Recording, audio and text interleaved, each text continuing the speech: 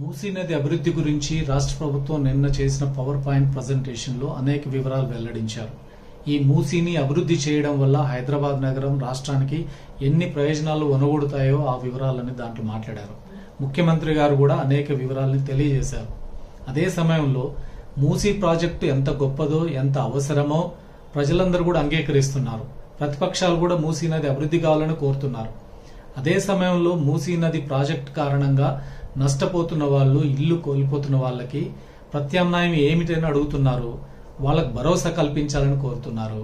ఆ భరోసా కల్పించకుండా ప్రాజెక్టు ముందుకు పోవడం అనేది సరైనది కాదని అందరూ చెప్తున్న మాట.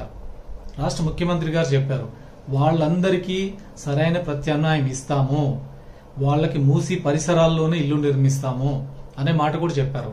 వాళ్ళకి అన్యాయం జరగకుండా చూస్తామని కూడా చెప్పారు. కానీ ఇది మాటలే చెప్తున్నారు. ఈరోజు డిపిఆర్ కానీ పవర్ పాయింట్ ప్రజెంటేషన్లో కానీ మూసీ నదిని ఎట్లా అభివృద్ధి చేయబోతున్నారు అనేది అనేక ఉదాహరణలతో వివరించారు. అనేక గ్రాఫిక్స్ చూపించారు.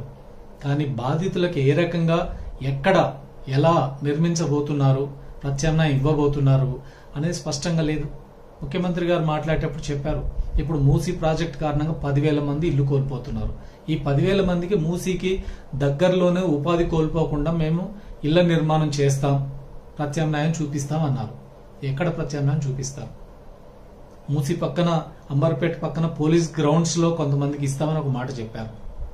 కానీ 10,000 మందికి ఇల్లు నిర్మించేదానికి కావాల్సిన భూసేకరణ ఏంటి? ఏ ప్రదేశంలో కడతారు? ఇంత నిర్దిష్టంగా లేకుండా మేము ప్రాజెక్టు మొదలు పెట్టేశాం, ముందు మీ ఇల్లు తీసేయండి, ఇల్లు ఖాళీ చేసి వెళ్ళిపోండి, మీకు ఇళ్ల నిర్మాణం తర్వాత చేస్తాం. ఇది జరుగుద్దా? దీనికి బాధితులకి భరోసా కల్పించడమేనా? ఇది బుల్డోజ్ చేయడమే అవుతుంది. రేపు ప్రాజెక్టు మొదలైంది కాబట్టి మీరు ఇల్లు ఖాళీ చేసి వెళ్ళిపోండి అని చెప్పే పరిస్థితి వస్తుంది. అందుకని ప్రభుత్వం మూసీ నదిని ఎంతైతే అభివృద్ధి చేయాలని కోరుకుంటున్నామో అదే స్థాయిలో బాధితులకి ముందు ప్రత్యామ్నాయం చూపించాలి. బాధితులకి ఆల్టర్నేటివ్ ఉండాలి. అది కల్పించిన తర్వాత ముందుకు పోవడం మంచిది. కానీ ప్రభుత్వం ఆలోచన అట్లా లేదు. ఏదో రకంగా ప్రాజెక్ట్ మొదలు పెట్టాలి, వీళ్ళని ఇక్కడి నుంచి ఖాళీ చేయించాలి, తర్వాత వాళ్ళకి కావాల్సిన ఏర్పాటు చేస్తాం. లేదా ఇప్పుడు ఆన్ పేపర్ ఏదన్నా కొన్ని మాటలు చెప్తారేమో. అందుకనే ఈరోజు ప్రత్యామ్నాయం మీద దృష్టి పెట్టకుండా ప్రాజెక్టును వాళ్ళు అడ్డుకుంటున్నారు, వీళ్ళు అడ్డుకుంటున్నారు, దీనివల్ల నష్టం జరుగుతుందని చెప్పేదానికంటే ఎవరు అడ్డుకోవడం ఎందుకు? ప్రజల్ని కన్విన్స్ చేసేదానికోసం వాళ్ళకి ప్రత్యామ్నాయం చూపించే ప్రయత్నాలు చేయాలి కదా. కానీ ఇప్పుడు ప్రభుత్వం ఇప్పటివరకు ఏం చెప్తుంది? మీరు ఆ మూసీకి రెండు వైపులు అటు 50 మీటర్లు ఇటు 50 మీటర్లు బఫర్ జోన్లో ఉన్న వాళ్ళు, ఈ 10,000 ఇళ్ళ వాళ్ళు, వీళ్ళకి మేము ఒక 200% వాళ్ళకి టీడీఆర్ రూపంలో మీకు నష్టపరిహారం చెల్లిస్తాం. అంటే ట్రాన్స్ఫరబుల్ డెవలప్మెంట్ రైట్స్ పేరుతో ఒక బాండ్ పేపర్ ఇస్తారు. 200% అక్కడ ఉన్నటువంటి గవర్నమెంట్ వాల్యూ మీద 200% విలువైన బాండ్ పేపర్ ఇస్తారు. అదే బఫర్లు ఉన్న వాళ్ళకి 300% ఇస్తామని చెప్పారు. కానీ అక్కడ ఉన్న ఓపెన్ మార్కెట్లో ఉన్న రేట్లు ఏంటి, ల్యాండ్ రేట్లు చూస్తే కన్స్ట్రక్షన్ కాస్ట్ ఏంటి, ఇవన్నీ ఇక్కడ మీరు ఇచ్చే దాంతో ఇప్పుడు ఇస్తానంటుంది బాండ్ పేపర్లు. ఈ బాండ్ పేపర్లు కొనేది ఎవరు? ఖచ్చితంగా అమ్ముడుపోతాయి అని గ్యారెంటీ ఏంది? అందుకని ఇవన్నీ కూడా భరోసా కల్పించే పద్ధతిలో కనిపించట్లేదు. పేదవాళ్ళు ఉంటారు, వాళ్ళకి అక్కడ ఇల్లు కట్టిస్తా అన్నారు. ఎక్కడ కట్టిస్తారు? ఇప్పుడు చాదర్ఘాట్, మలక్పేట ఈ ప్రాంతం, అంబర్పేట ఈ ప్రాంతం, అదే రకంగా ఓల్డ్ సిటీలోని అనేక ప్రాంతాలు, బహదూర్పురా దగ్గర నుంచి అఫ్జల్గంజ్ వరకు అనేక ప్రాంతాలు ఉన్నాయి. వీళ్ళు ఇక్కడున్న 1000 మంది పేదలను తీసేయాల్సి వస్తుంది. వీళ్ళకి ఎక్కడ కట్టిస్తారు? అది ఏ ప్రదేశం? చాదర్ఘాట్ పక్కనే మలక్పేటలో రేస్ కోర్స్ ఉంది, గుర్ర పందాలు ఆడే ఒక ప్లేస్ ఉంది. దాదాపు 120 ఎకరాల ప్లేస్ లో ఉంది. ఆ గుర్రె పందాల కేంద్రాన్ని సిటీ అవతలకు తరలించి అక్కడ పేదవాళ్ళందరికీ ఇల్లు కట్టిస్తారా? ఒక నిర్దిష్టమైన ప్రతిపాదన ఎక్కడ కనిపించట్లేదు. మాట వరుసకు మాత్రమే చెప్తున్నారు. కానీ ఇది భరోసా కల్పించదు. రెండోది, ఇప్పుడు మూసీ అభివృద్ధిలో ఇదొక మూసీ అభివృద్ధి అంటే ఏంటి? మూసీని ప్రక్షాళన చేయడం కాదు. ప్రభుత్వం చెప్తుంది మూసీలో మురుగునీరు రాకుండా చేయడమే కాదు, మూసీకి 2 వైపులా ప్రహరీ గోడలు కట్టడమే కాదు, ఈ మూసీ పరిసరాలన్నీ ఒక ఆర్థిక కేంద్రంగా మారుస్తామంటున్నారు. ఆర్థిక కేంద్రంగా మార్చడం అంటే ఇన్వెస్ట్మెంట్స్ ఆకర్షిస్తాం, పర్యాటకులను ఆకర్షిస్తాం. ఇప్పుడు వివిధ దేశాల్లో, వివిధ నగరాల్లో ఈ నది రివర్ ఫ్రంట్స్ అన్ని కూడా పెద్ద ఆర్థిక కేంద్రాలు ఉన్నాయి, పర్యాటక కేంద్రాలు ఉన్నాయి. లక్షలాది మంది పర్యాటకులు వస్తారు. దానివల్ల ఎంప్లాయ్మెంట్ కూడా పెరుగుతుంది, ఎకనామిక్ యాక్టివిటీ పెరుగుతుంది. ఇది ఆ రకంగా అభివృద్ధికి తోడ్పడుతుంది అనేది ప్రభుత్వం చెప్తుంది. మరి ఇంత అక్కడ ఉపాధి పెరిగేటట్లయితే, ఆర్థిక అభివృద్ధి జరిగితే, మరి ఆర్థిక అభివృద్ధిలో ఇల్లు కోల్పోతున్న వాళ్ళకి అందులో భాగస్వామ్యం కల్పించొద్దా? అభివృద్ధిలో అక్కడ వచ్చే ఉపాధిలో ఈ 10,000 కుటుంబాలకి ప్రతి కుటుంబానికి ఇందులో మేము ఉపాధి కల్పిస్తాం అనే భరోసా మీరు ఇస్తారా? ఆ మూసీ డెవలప్మెంట్ లో వచ్చే ఉపాధిలో ప్రతి కుటుంబంలో ఒక్కరికో ఇద్దరికి ఉపాధి ఇస్తామని చెప్తారా? ఆ మూసీ పక్కనే నిర్దిష్టంగా ఏ ప్లేస్ లో ఇల్లు కట్టిస్తామని చెప్తారా?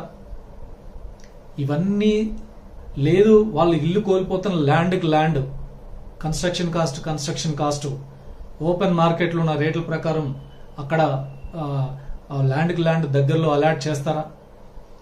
ఇంత నిర్దిష్టంగా లేకుండా వాళ్ళందరినీ ఇప్పుడు ఖాళీ చేసి వెళ్ళిపోమంటున్నారు. బఫర్ జోన్లు ఏం చేయడానికి, పర్యాటకులను ఆకర్షించడానికి అక్కడ పార్కులు, సైకిల్ ట్రాక్లు ఇవన్నీ చేయడానికి. మూసీ నది అభివృద్ధి ప్రాజెక్టులో ఎక్కువగా నష్టం జరుగుతుంది. బఫర్ జోన్ పేరుతోటి మూసీకి ఇరువైపులా 50 మీటర్ల స్థలాలు సేకరించడం కారణంగా 7,000 ఇళ్లు కోల్పోవాల్సి వస్తుంది. ఇంత నష్టం లేకుండా, ఇంత పెద్ద ఎత్తున బఫర్ ల్యాండ్ను సేకరించకుండా, బఫర్తో సంబంధం లేకుండా మూసీ నదిని అభివృద్ధి చేసుకోవచ్చు, మూసీ నది ప్రక్షాళన చేసుకోవచ్చు అని చెప్పినటువంటి సూచన సలహాల్ని ఈ ప్రభుత్వం పాటించడానికి సిద్ధంగా లేదు. బఫర్ జోన్ పేరుతోటి 50 మీటర్లు అటు ఇటు తీసుకోవాల్సిందే అని గట్టిగా ఈరోజు ప్రభుత్వం ముందుకు సాగుతుంది. దీనివల్ల ఎక్కువ నష్టం జరుగుతుంది. ఈ నష్టాన్ని మరి ఏ రకంగా వాళ్ళకి పరిహారం ఇస్తారనే దాని విషయంలో ప్రభుత్వం పెద్దగా దాని మీద భరోసా ఇచ్చే పరిస్థితి కనిపించట్లేదు. అందుకని వాస్తవంగా బఫర్తో సంబంధం లేకుండానే మూసీని అభివృద్ధి చేసే విషయాన్ని ప్రభుత్వం ఇప్పటికైనా పరిశీలించాలి. తప్పనిసరి పరిస్థితుల్లో కొన్ని ఇండ్లు తీయాల్సి వస్తే వాళ్లకు బెటర్ ప్రత్యామ్నాయం కల్పించాలి. మూసీ పరిసరాల్లోనే ప్రత్యామ్నాయం కల్పించాలి. అప్పుడే భరోసా కల్పించినట్లు అవుతుంది. అక్కడ మూసీకి పరిసరాల్లో ఆకాశ హార్మ్యాలు కడతామంటున్నారు. స్కై స్క్రాపర్స్ భారీగా 40 అంతస్తులు, 50 అంతస్తులు, 100 అంతస్తుల భవనాలు కడతామంటున్నారు. మరి 100 అంతస్తుల భవనాలు కట్టేటప్పుడు ఈ 10,000 మంది కూడా అంతస్తుల్లో స్థలం ఇస్తే పోద్ది కదా, వాళ్ళు కూడా ఫ్లాట్లు ఇస్తే సరిపోద్ది కదా. ఇస్తారా? ఎన్ని స్కై స్క్రాపర్ కడతారు, ఎన్ని వేల ఫ్లాట్లు కడతారు, ఎన్ని వేలు నిర్మిస్తారు, అందులో వీళ్ళకి ఎన్ని ఇస్తారో చెప్పండి. ఇవి అభివృద్ధిలో వాళ్ళు భాగస్వామ్యం చేయాలి. చేయకుండా మేము అందరినీ ఖాళీ చేసి పంపించేస్తాం, త్రో అవే.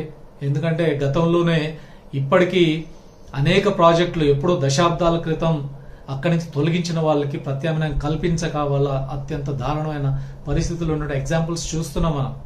అందుకనే ముందుగా ఈ బాధితులకి ప్రత్యామ్నాయం కల్పించే విషయాలలో స్పష్టత లేకుండా, నిర్దిష్టంగా లేకుండా ముందుకు పోవడం సాధ్యం కాదు. ప్రభుత్వం చెప్తుంది మూసీ అభివృద్ధిలో ఎవరికి అభ్యంతరం ఉంది? ఈ సిటీలో వెళ్తున్న 55 కిలోమీటర్ల పొడవులో ఉన్న మూసీ నదిని అభివృద్ధి చేయాలి. డెఫినెట్ మురుగునీరుని శుద్ధి చేయాలి. వరదలు వస్తే వరదల్లోంచి ప్రజలను రక్షించే చర్యలు చేపట్టాలి. చుట్టూ ప్రహరీ గోడ కట్టాలి. దానికి పక్కనున్న ఖాళీ ప్లేస్లు ఉంటే ఆ ఖాళీ ప్లేస్లు అన్నిటి కూడా డెవలప్మెంట్ కేంద్రాలుగా మార్చాలి. అది పబ్లిక్ ఉపయోగపడేగా అనేక అవసరాలు తీర్చే పద్ధతులు చేయాలి. ఇవన్నీ కూడా ప్రభుత్వం టేకప్ చేయడానికి అందరి అంగీకారం ఉంది, అందరి ఏకీభావం ఉంది. దాంట్లో ఎక్కడ డిస్ప్యూట్ లేదు. ఇప్పుడు ప్రభుత్వం రెండు వైపులా మూసీ మీద ఎలివేటెడ్ కారిడార్ నిర్మిస్తాం, ఈస్ట్ వెస్ట్ కారిడార్ అంటే 6 లేన్ రోడ్డు నిర్మిస్తామని, ఎలివేటెడ్ రోడ్ నిర్మిస్తామని చెప్తుంది.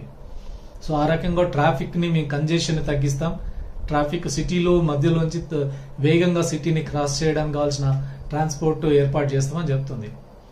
సో అలాంటి ఏర్పాట్లన్నీ జరగాలి, అవన్నీ రావాలి అనుకుంటూ అట్లాంటి ప్రాజెక్టుల మీద ఎవరికి వ్యతిరేకం ఉంటుంది? ఇవన్నీ పబ్లిక్ ఇంట్రెస్ట్ లో జరుగుతున్నవే. కానీ ఈ ప్రత్యామ్నాయం లేకుండా జరిగే ప్రయత్నాలు ఇవన్నీ కూడా ముందుకు సాగడం కష్టం అవుతుంది. ముఖ్యమంత్రి గారు చాలా బాధపడుతున్నారు, ఇంత మంచి ప్రాజెక్ట్ని ఎందుకు అడ్డుకుంటున్నారని. అందుకని దీనికి ప్రజలకు భరోసా ఇచ్చే ప్రయత్నం చేయాలి. చేస్తే ఈ ప్రాజెక్టు వేగంగా ముందు జరుగుతుంది. ప్రాజెక్టు ముందుకు పోవాలని కోరుకుంటున్నాం. గతంలో అనేక మంది ముఖ్యమంత్రులు ఈ ప్రాజెక్టులను మొదలు పెట్టారు, వదిలేశారు. చంద్రబాబు నాయుడు దగ్గర నుంచి నందనవనం ప్రాజెక్టు అని మొదలు పెట్టాడు. 1000 మందిని ఇక్కడనే తీసుకుపోయి వేరే కర్మన్ఘాట్ ప్రాంతాల్లో తరలించాడు. అత్యంత దారుణమైన పరిస్థితుల్లో అక్కడ పేదలు ఉన్నారు. ఆ తర్వాత రాజశేఖర రెడ్డి గారి పీరియడ్లో రిజ్యువినేషన్ ప్రాజెక్ట్ అని మొదలు పెట్టారు. కొన్ని రబ్బర్ డ్యాములు కట్టారు, ఆ తర్వాత దాన్ని వదిలేశారు. ఆ రబ్బర్ డ్యాములు వరదలు వస్తే వరదల్లోనే రబ్బర్ డ్యాములు కొట్టుకుపోయినాయి. కేసీఆర్ గారు వచ్చారు, 10 ఏళ్ళు ఏమి చేయకుండా అట్లా వదిలేశాడు. ఆయన మొదలుపెట్టిన ప్రాజెక్ట్ ఆయనే ఇక్కడున్న పేదవాళ్ళందరికీ సిటీ అవతల 30 కిలోమీటర్ల అవతల కట్టిన డబుల్ బెడ్రూమ్ ఇల్లు ఇస్తానని చెప్పాడు. అత్యంత దారుణమైన ప్రతిపాదన అది. ఇక్కడ ఉండే వాళ్ళందరినీ, ఇక్కడ ఉపాధి పొందుతున్న వాళ్ళని తీసుకుపోయి సిటీ అవతల ఔటర్ రింగ్ రోడ్ దగ్గర వాళ్ళందరికీ అక్కడ కట్టిన డబుల్ బెడ్రూమ్ ఇల్లు కేటాయిస్తామని ప్రతిపాదన తయారు చేశారు. అల్టిమేట్ గా దాన్ని ముందుకు తీసుకెళ్లలేదు. కానీ అన్ని ప్రతిపాదనలు రెడీ చేశారు, చివరి నిమిషంలో ఆపుకున్నారు. ఈ రోజు ఈ ప్రభుత్వం ఆ రకం ప్రత్యామ్నాయం లేకుండా జరిగితే మాత్రం ఈ ప్రాజెక్టు ముందుకు పోవడం సాధ్యం కాదు.